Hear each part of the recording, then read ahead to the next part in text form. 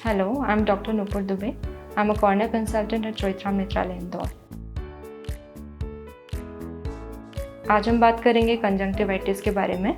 तो कंजंक्टिवाइटिस हमारी आँख में जो कंजंक्टिवा होता है, जो झिल्ली होती है, उसका इन्फ्लेमेशन या किसी भी तरह के रिएक्शन को कंजंक्टिवाइटिस बोलते हैं। वैसे तो कंजंक्टिवाइटिस होने के काफ़ी सारे रीजंस होते हैं, काफ़ी सारे कॉजेज़ होते हैं, बट आजकल जो हमारे पास जो ज़्यादा पेशेंट्स आ रहे हैं इस सीज़न में, वो पेशेंट्स हमारे वायरल कंजंक्टिवाइटिस के पेशेंट्स हैं। जो वायरल कंजंक्टिवाइटिस रहता है वो एडिनोवायरस होता है, उस वजह से होता है, और इसको हम एपिडेमिक केरेटोकंजंक्टिवाइटिस भी बोलते हैं, जिसको कि कॉमन लैंग्वेज में आप पिंक आई या फ्लू भी बोल सकते हैं। वायरल कंजंक्टिवाइटिस का ही एक टाइप है। वही कंजंक्टिवाइटिस के काफ़ी सारे कॉजेज़ हैं, उसमें जो one of the very common causes है वो वायरल कंजंक्टिवाइटिस है। कंजंक्टिवाइटिस के सिम्टम्स में जो मेनली जो वायरल कंजंक्टिवाइटिस के सिम्टम्स हैं, उसमें आँखों में लालपन आना, डिस्चार्ज होना यानी कीचड़ आना, आँखों में स्वेलिंग होना और दर्द होना या ऐसा लगना कि आँख में कुछ पड़ा है, जिसको हम फॉरेन बॉडी सेंसेशन बोलते हैं।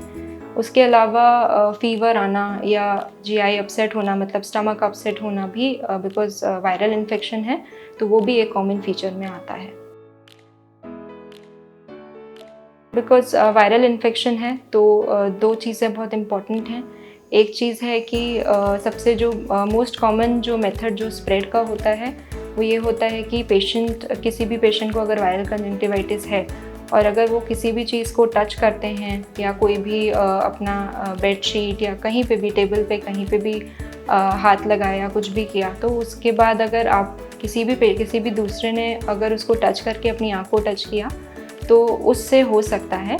दूसरा एक कॉमन जो मेथड है वो होता है एक ड्रॉपलेट इन्फेक्शन, मतलब कि जो इन्फेक्टेड पेशेंट है, अगर आप उससे बात कर रहे हैं या फिर वो आपके सामने बैठे हैं, उन्होंने मतलब कफ करना, स्नीज़ करना, उससे भी इस डिसीज़ का ट्रांसमिशन हो सकता है।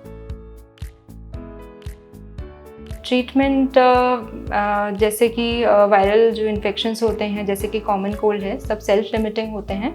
वैसे ही वायरल कंजंक्टिवाइटिस भी सेल्फ लिमिटिंग कोर्स ही रहता है इस प्रॉब्लम का, बट बहुत सारी इसमें भी प्रॉब्लम्स आती हैं। कई बार ये अगर ज़्यादा सिवियर होता है तो कॉर्निया को भी इन्वॉल्व कर सकता है।